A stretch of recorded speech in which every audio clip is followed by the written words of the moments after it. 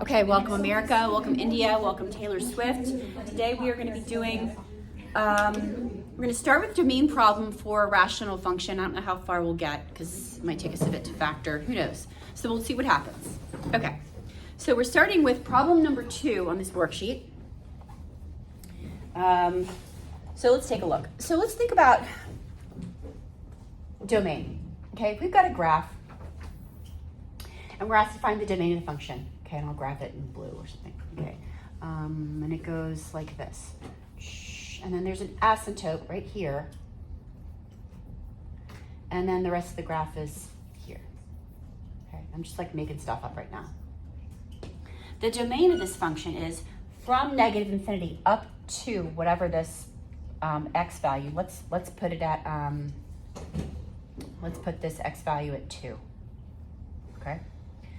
The domain would be from negative infinity up to 2, but not including 2, because 2 is not a point. There's no point where the x value is 2. If I had to make an xy chart and plot every single point from this graph, which there's an infinite number, so we couldn't plot every single point, but I couldn't put 2 in for x and have a value on my graph for y, right? So that means we're not going to include 2 in our domain. So we can include every other value except for 2. And the way we say that is from negative infinity up to negative 2. So it'd be from negative infinity up to or is that a positive 2? Positive 2. It's a positive 2. Okay? In union with 2 to infinity. Are you with me? This is just review. Yeah. Okay, so now we look at problem number 2. Can I make this bigger? Yes. Yes. Has anyone watched any of the Outer Banks episodes yet? Yeah.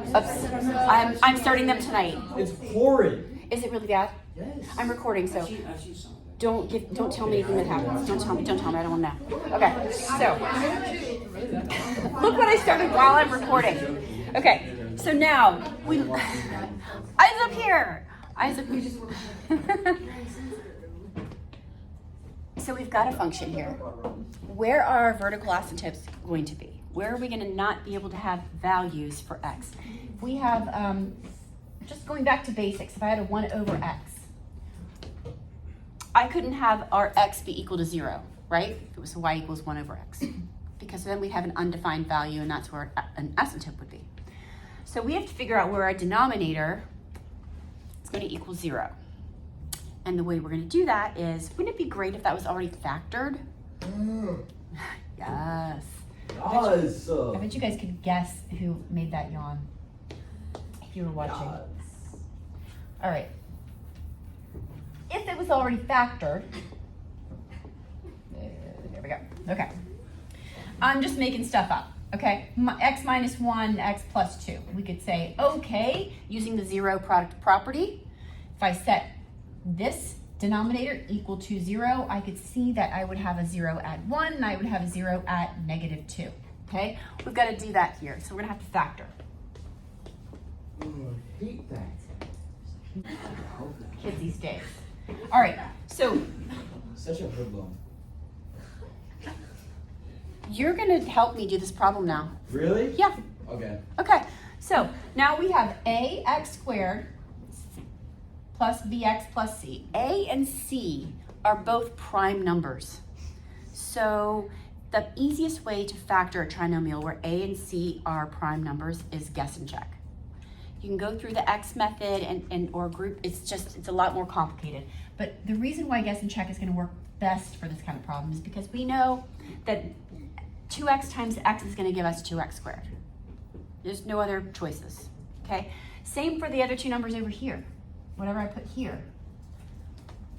When I multiply those numbers, I have to get negative 3. So I don't really have any choices. It has to be 1 and 3. One has to be negative, one has to be positive, but so now we just have to figure out the signs and where to put the 1s and the 3, and then we're done. And it's quick. Once you start doing a lot of factoring, it gets a lot quicker. So where should I put those numbers? We just guess. That's why it's called guess and check, right? So let's say I put the minus 3 here and plus 1 here. I'm putting 1 minus and 1 plus because negative 3 times 1 is negative 3. Are you with me? Yes. Okay, let's see. When I do the outer and the inner, I get a positive 2x and a negative 3x. That's not going to give me negative 5. how could I switch those signs and numbers so that I could get -5 when I added the outer and the inner?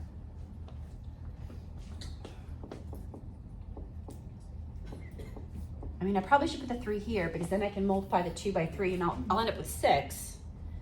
Oh, and then do plus. And then, but then I really need that to be a -6 and then this is a +1. Yeah. Then it's -6x and a +1x. Good? Yes.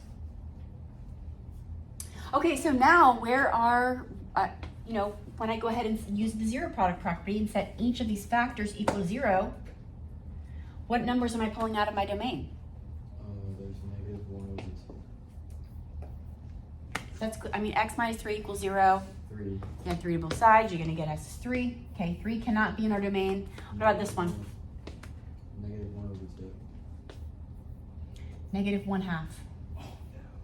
Right? -1/2, well, yeah, -1/2 times 2 is gonna give me -1 plus 1 is gonna give me 0. So how am I gonna write that as my domain? And you're gonna always go from low to high. So it's from -∞ to -1/2 in union with -1/2 to 3 in union with 3 to infinity. And I'm checking my answer to make sure everything looks good, and we are good. This video is 6 minutes long, and I'm probably gonna have to delete it anyway, It's not true. unless nobody can hear what Nobody can. You should just do Paige's like a brother beep, said. so it looks like he said a bad word. I don't know. Can anyone edit it for me? Just voice over it and be like beep. Gracie used to edit my videos for me. Oh. All right, Yeah. peace out.